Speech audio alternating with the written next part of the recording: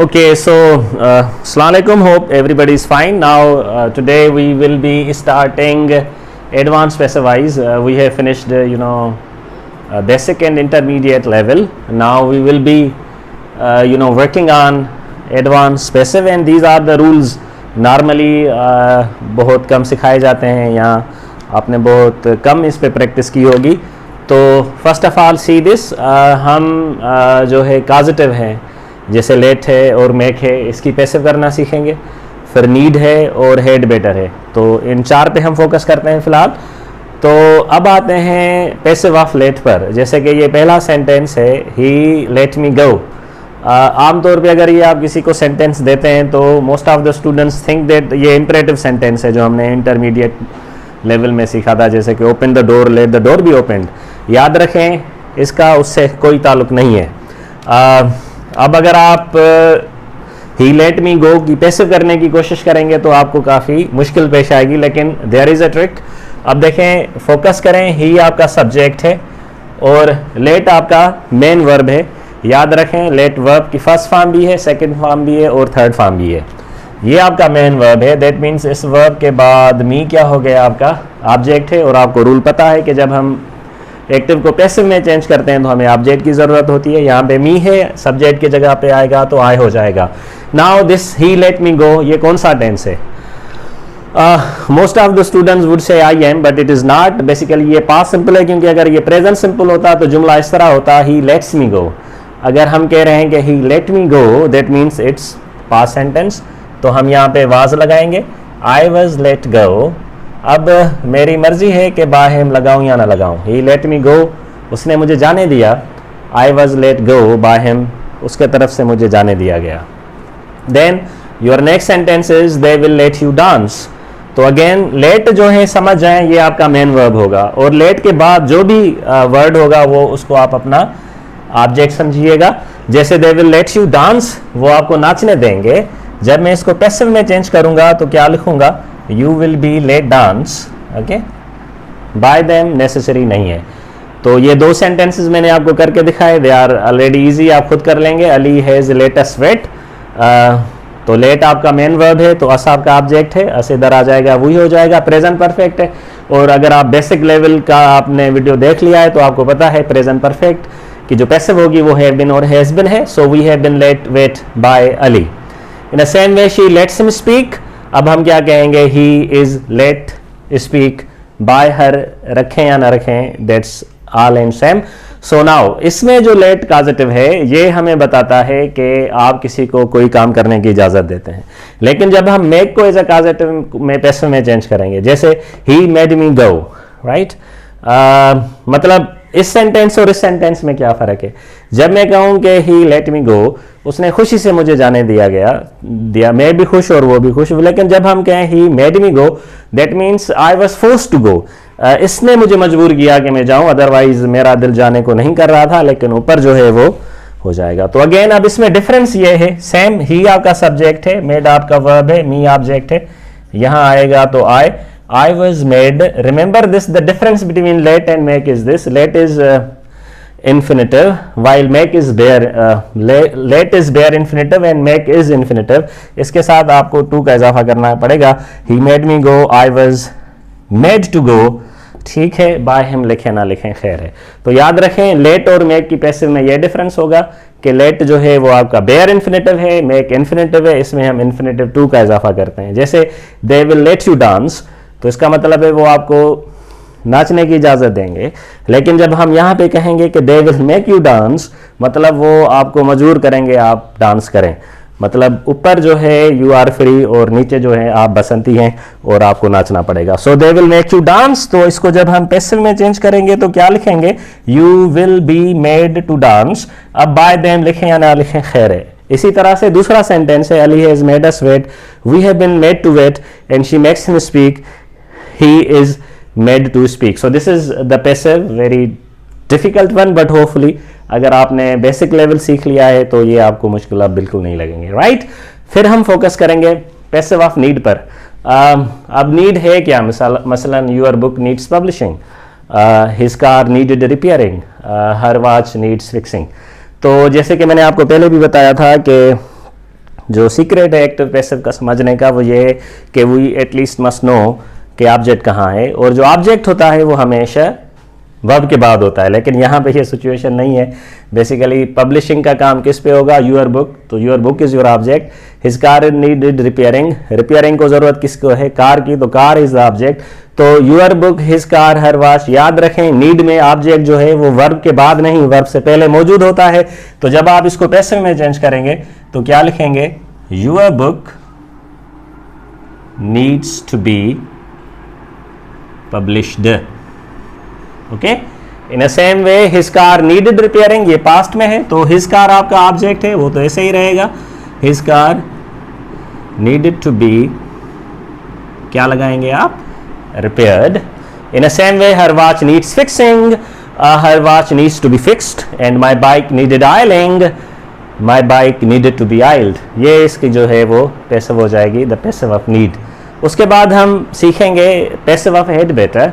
अच्छा, head better अब क्या है? हेड बेटर से मुराद है जब आप किसी को मशवरा देते हैं, एडवाइस देते हैं कोई काम करने का, जैसे you had better follow the rules, आपके लिए बेहतर होगा कानून को फॉलो करें। She had better invite the guest, उसके लिए बेहतर है मेहमानों को मदऊ करें। I had better not disturb you, मेरे लिए बेहतर है कि आपको डिस्टर्ब ना करूं। तो ये नेगेटिव जब होगा तो हेड बेटर के बाद आप नॉट लगाएंगे। तो अब जब इस किस्म के सेंटेंसेस आ जाते हैं, अगेन स्टूडेंट्स गेट कंफ्यूज्ड और उनकी पैसिव उनसे नहीं बनती। लेकिन if you remember the trick, you आपका क्या है? सब्जेक्ट है। हेड बेटर क्या है आपका? यहाँ पे हो जाएगा हेल्पिंग वर्ब। फॉलो आपका क्या है? Main verb. और रूल्स क्या हो जाएगा आपका? Object. So it's very simple. What actually is the passive of head better? The passive of head better is head better be. तो जब मैं इसको पैसिव में चेंज करूंगा तो मैं क्या लिखूंगा? The rules head better be followed by you. She had better invite the guest. अब हम क्या लिखेंगे? The guest had better be invited by her. लिखें या ना लिखें खैर है। I had better not disturb you. तो अब हम क्या लिखेंगे? You had better not be disturbed. And then he had better not call them. They had better not be called by him. We had better improve our English. Our English had better be improved. Okay, so this is another rule, advanced passive rule, that is the change of had better into passivize. Remember this like will, may, can, should and must. Had better की passive भी be है। जैसे will की passive will भी है तो had better की passive had भी है। ठीक है, will not की passive will not भी है तो had better not की passive had better not भी है। So this is all about rule number 4 regarding advance, let, make, need and had better. Now we will be focusing on some other infinitive. This is bit complicated but it would be easier. इसको हम कहते हैं passive of से expect, think, believe, report, consider. ठीक है, और भी बहुत सारे वर्ब आ जाते हैं, एक्सपेक्ट आ जाता है। तो जब आप इनको चेंज करेंगे पैसिव में तो किस तरह चेंज करेंगे? आमतौर पे पहले सेंटेंस पढ़ लें। He says that you are brilliant, और most of us get confused because कि हम इसकी पैसिव नहीं कर सकते क्योंकि हमें इसका ऑब्जेक्ट नज़र नहीं आ रहा। यहाँ मतलब ये तो प्रेजेंट टू बी का जुमला है और प्रेजेंट टू बी के जुमले पैसिव में चेंज नहीं होते। Like he said that she was the winner, अब इसकी पैसिव क्या होगी? तो ये सिर्फ एक तरीके से नहीं, दो तरीके से इसकी पैसिव होती है। तो फोकस करें। अब देखें, ही आपका सब्जेक्ट है, सेज आपका क्या है? वर्ब है, और वर्ब के बाद क्या आएगा? ऑब्जेक्ट। तो यहाँ पे दैट है, ऑब्जेक्ट तो नहीं है, इसीलिए हम अपने तरफ से यहाँ पे इट जो है वो he says it that, it आपका यहाँ पे ऑब्जेक्ट है तो आप इट पहले ले आएंगे। आप क्या लिखेंगे? इट इज सेड, बाकी दैट लिखकर बाकी जो सेंटेंस है वो आप एज इट इज लिखेंगे। तो ये जो एक्ट वाइज का सेंटेंस है, he says that you are brilliant, इसको जब हम पैसिव में चेंज करेंगे तो हम क्या लिखेंगे? It is said that you are brilliant. एक तरीका तो ये हुआ। दूसरा तरीका ये है, आप इस पार्ट को ऐसे ही रहने दें, ये जो यू है इसको ऑब्जेक्ट कंसीडर करें, ये आपका ऑब्जेक्ट हो जाएगा तो ये आपका वर्ब हो जाएगा। तो मैं इसको यूं भी कह सकता हूं कि you are said to be brilliant. ठीक, बाय हिम वो लिखें या ना लिखें खैर है। सो दो तरीके से पैसिव हुई। अब देखें इनमें डिफरेंस क्या है। जब मैंने यहाँ पे प्रेजेंट लिखा तो वहाँ पे भी मैंने प्रेजेंट लिखा, दो के मैं पास लिख सकता हूँ, लेकिन यहाँ पे देखें ही said that she was the winner. अब मैं यहाँ पे इज कभी भी नहीं लिखूंगा, क्योंकि आपको पता है कि अगर आपका मेन क्लास पास्ट में होगा तो आप जो का इंडिपेंडेंट क्लास होगा वो भी लाजमन पास्ट में ही होना चाहिए। तो यहाँ पे मैंने लिखा है ही सेज और यहाँ पे मैंने लिखा है ही सेड। तो जब प्रेजेंट आ जाए तो हम इट इज लिखते हैं, और अगर पास्ट आ जाए तो हम इट वाज लिखेंगे, ठीक है। सो ही सेड, जैसे मैंने कहा इट यहाँ पे ऑलरेडी मौजूद है, वो आप सपोज कर लें। अब मैं क्या लिखूंगा, he said that she was the winner. मैं क्या लिखूंगा, it was said by him, वो लिखो ना लिखूं खैर है, it was said that she was the winner. And in a same way मैं इसको दूसरे तरीके से यूं कहूंगा कि she was said to be the winner. So in this way we actually finished these 5 important rules of changing active into passivized. Remaining are, I consider that he is a failure, it is considered that he is failure, and he is considered to be a failure. Yeah, you report that they were thieves, it was reported that they were thieves. Yeah, they were reported to be thieves. He believes that we are funny, it is believed that we are funny, or we are believed to be funny. So these 5 rules are related with advanced passive. कुछ और हैं हम वो पढ़ेंगे। अब हम 3 और rules पढ़ेंगे एडवांस के। They are bit complicated. Let's try to see the sentence number 1. अब इसमें मैंने क्या लिखा है, असलम राइट्स इज स्टोरी। ये जुमला आप किसी को भी दें तो उमूमन इसकी पैसिव यूँ हो जाएगी कि his story is written by Aslam. किसी के साथ अगर आप ये सेंटेंस रखें, Aslam writes his story, his story is written by Aslam ही कहेगा, which is actually a wrong sentence. अच्छा, रॉन्ग सेंटेंस क्यों है, पहले इसको समझें। असलम राइट्स हिज स्टोरी का मतलब है असलम अपनी कहानी लिखता है, लेकिन जब हम इसकी पैसिव पढ़ेंगे तो क्या होगा, his story is written by Aslam. That means story किसी और की स्टोरी है जिसको जो असलम लिखता है, लेकिन जब हम कहें Aslam writes his story, is different है ना। His story is written by Aslam. तो अब हम, क्योंकि एक्टिव वाइज में एक मीनिंग निकल रही है और पैसिव वाइज में दूसरी, तो अब हम इसको सही कैसे करेंगे। जैसे Aslam writes his story, his story is written by Aslam, meaning different हो जाती है। तो जब हम इसको पैसिव करेंगे तो क्या लिखेंगे, असलम अपास्ट्रफी और स्टोरी पहले ले आएंगे। तो Aslam writes his story, Aslam's story is written. अगर आप बाय हिम लिखें तो ठीक है, otherwise no problem. In a same way Asma will cook her food, मतलब इस यहाँ पे मतलब है कि अस्मा अपना खाना खुद पकाएगी। लेकिन जब हम पैसिव इस तरह करें जो आमतौर पे की जाती है कि her food will be cooked by Asma, मतलब खाने वाला कोई और होगा और पचाने वाला जो होगा वो एक्चुअली अस्मा है, विच इज़ एक्टिव में एक मीनिंग आ रही है और पैसिव में दूसरी। तो जब हम इसको पैसिव में करेंगे तो क्या लिखेंगे, Asma's food will be cooked by her, so it would be the Asma that she will cook food for herself. In a same way, Nadeem has cleaned his room. Nadeem's room has been cleaned by him. And then try to focus on these 4 sentences. He spoke English fluently. You look after them very well. And she will fight a war bravely, and he did it easily. So when we talk about fluently, very well, bravely and easily, हम इन सब को adverb of manner कहते हैं। और जब हम adverb of manner को passive में करेंगे तो अब देखें इसकी भी पैसिव आमतौर पे यूं की जाती है। तो क्या कहेंगे, English was spoken fluently by him. और अगर आप इस तरह पैसिव कर रहे हैं तो ये गलत है।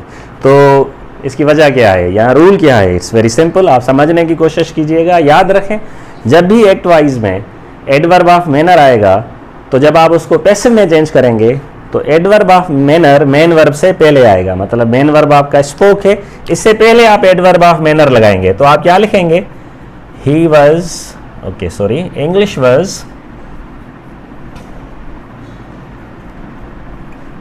Fluently spoken by him. In a same way, you look after them very well. Now look after is your main verb, them is your object, ये यहाँ पे आ जाएगा, they are, और very well आपका adverb of manner है। तो आप क्या लिखेंगे, they are very well looked after by you and she will fight a war bravely, a war will be bravely fought by her, लिखें या ना लिखें। तो अगर आपको शक हो इस किस्म की पैसिव में तो ये जुमला आपने उमूमन सुना होगा, he did it easily, it was easily done। तो ये आपके जहन में आएगा, हाँ ये कहीं ना कहीं पे स्पोकन में सुना है। तो this was rule number 2 and the last but not the least is कुछ वर्ब्स हैं जिनकी इन्फिनेटिव पैसिव बनती है, जैसे like, want, love and wish. आमतौर पे लाइक का मतलब होता है पसंद करना, वांट का मतलब होता है चाहना, लव का मतलब होता है प्यार करना और विश का मतलब है ख्वाहिश करना। लेकिन इस पैटर्न में इन सब का मतलब होता है वांट। यहाँ पे लाइक, वांट, लव, विश इन सब का मतलब है वांट, इनकी अपनी मीनिंग्स नहीं। अब जैसे I like someone to clean my room, तो अब ये जुमला आप किसी को दें तो उमूमन वो इसकी पैसिव यूं करेंगे, someone is like to clean my room and the sentence is wrong. So the point is to find out where is the subject and then object. यहाँ पे आई सब्जेक्ट है और लाइक वर्ब है, someone is not the object, ठीक है। इसीलिए आप पहला काम ये करेंगे कि जो I like, he wanted, you love और शी विशेज है, ये जिस तरह हैं इनको एज इट इज लिखें, राइट। अब आप हैरान होंगे, यहाँ पे जो सब्जेक्ट है वो समवन है, यहाँ पे जो आपका सब्जेक्ट है वो somebody है, यहाँ पे जो आपका सब्जेक्ट है वो them है। देखें जैसे कि सब्जेक्ट किसे कहते हैं, जो काम करे। तो मेरे कमरे को साफ करने का काम कौन करेगा, आई और समवन, ऑब्वियसली समवन। तो समवन अगर मेरे कमरे को साफ करेगा that means someone is the subject. Okay, गलती क्या होती है, हम समझते हैं लाइक वर्ब है, समवन ऑब्जेक्ट है, and then we get confused, और इस जुमले की पैसिव हो नहीं पाती। तो जब आप इसको पैसिव में चेंज करेंगे तो अब समवन आपका सब्जेक्ट हो गया ना, तो टू आपका हेल्पिंग वर्ब हो गया, ठीक। और आपका मेन वर्ब क्या हो गया, क्लीन, एंड माई रूम क्या हो गया आपका object. So your object is my room. तो जब मैं इसको सेंटेंस में चेंज करूंगा, I like my room to be cleaned, by someone में नहीं कह सकता, तो सिंपली मैं क्या कहूँगा, I like my room to be cleaned, मैं चाहता हूँ मेरे कमरे को साफ किया जाए। He wanted somebody to take photographs. अब जैसे मैंने कहा ही वांटेड, इसको हम एज इट इज लिखेंगे, somebody is your subject, to is your infinitive जिसको हम पैसिव करेंगे तो to be हो जाएगा, take is your verb and our photographs that is your object। तो अब हम इसको पैसिव में कैसे करेंगे, he wanted our photographs to be taken by somebody, जो हम नहीं लगाते, ठीक है। अब आपको पता है बाय कहाँ लगती है और कहाँ नहीं लगती है पैसिव में, और अगर नहीं है तो I will try to make another video on this के पैसिवाइज में बाय कहाँ लगानी चाहिए और कहीं पे नहीं लगानी चाहिए। You love them to wash your car. अब यहाँ पे लव का मतलब प्यार करना नहीं है, यहाँ पे लव का मतलब है चाहना। You love them to wash your, आप चाहते हैं कि वो आपकी गाड़ी साफ करें। You love your car to be washed by them, लगाए ना लगाए खैर है। She wishes us to cook food for her, she wishes food to be cooked for her by us. अब वो बाय अस लगाए या ना लगाए खैर है। तो this is very advance level of understanding these things. मुझे पता है ये शायद आपको स्ट्रक्चर मुश्किल लग रहे हो, but if you watch the first video, the basic level of active and passive, तो आपको इंटरमीडिएट लेवल ये सारी चीज़ें बिल्कुल आसानी से समझ में आ जाएंगी। तो ये दो जुमले हैं, अगर इनको समझ लें, ये भी काफ़ी मुश्किल होते हैं, स्टूडेंट्स को पैसिव नहीं कर पाते। जैसे you must work for success की पैसिव क्या होगी, तो work must be done for success लोग कहते हैं, इसका ऐसा नहीं है। अब देखें, यू आपका सब्जेक्ट है, मस्ट जो है आपका हेल्पिंग वर्ब है, और वर्क फॉर जो है आपका मेन वर्ब है, और सक्सेस आपका ऑब्जेक्ट है। तो जब मैं इसको पैसिव करूंगा तो क्या हो जाएगा, success must be worked for. Okay, जैसे लुक्ड आफ्टर है, लाफ्ड एट है, इनकी पैसिव बनती है, तो ये वर्क फॉर कनेक्टेड है। The smoke fills the room, तो अब हम क्या रखेंगे, द रूम इज़ फिल्ड। अब मैं बाय नहीं कहूँगा, विथ कहूँगा, ठीक है। The smoke fills the room is filled with smoke. We will never say by the smoke, क्योंकि जो धुआं है वो ये सब्जेक्ट नहीं है कि खुद काम करे, इट इज़ एक्चुअली लिक्विड, तो वो बाय नहीं होगा। यहाँ पे हम बाय की जगह क्या लगाते हैं, विथ लगाते हैं। इवन अगर कोई लिखे कि he the jar, he fills the jar with sugar, या sugar is filled with the jar, उसकी jar is filled with sugar हो जाएगा फिर उसकी पैसिव। बहरहाल so this is all about your active and passive। advanced level ख़त्म हो गया। we have these you know 3 important lecture and parts, basic level, then advanced level, intermediate level and then advanced level। अगर ये आप तीनों video देखेंगे, hopefully आपको active passive में ज़्यादा परेशानी महसूस नहीं होगी। Thank you.